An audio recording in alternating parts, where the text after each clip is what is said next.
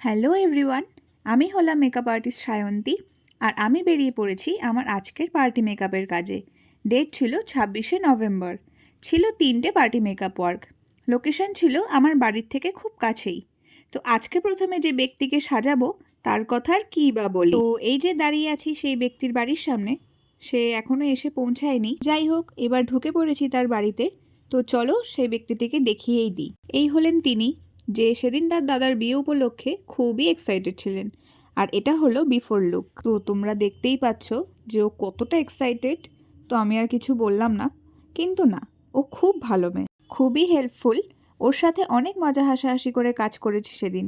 কিন্তু ওর আমার কাছে একটাই ডিমান্ড ছিল, যেন বিয়েবাড়ির লাইটের থেকেও বেশি ওর মুখটা গ্লো করে। আর এটা হলো আফটার লুক। সেদিনও আমার কাছে ঠিক এরকমই একটা লুক চেয়েছিল। তো তোমরাই জানাও কেমন হয়েছে। আর ওর মুখটা বিয়েবাড়ির লাইটের থেকেও বেশি গ্লো করছে কিনা সেটাও আমাকে জানিও। আর তারপর ছিল আন্টির মেকআপ। এটা হলো আন্টির বিফোর লুক আর এটা হলো আন্টির আফটার লুক।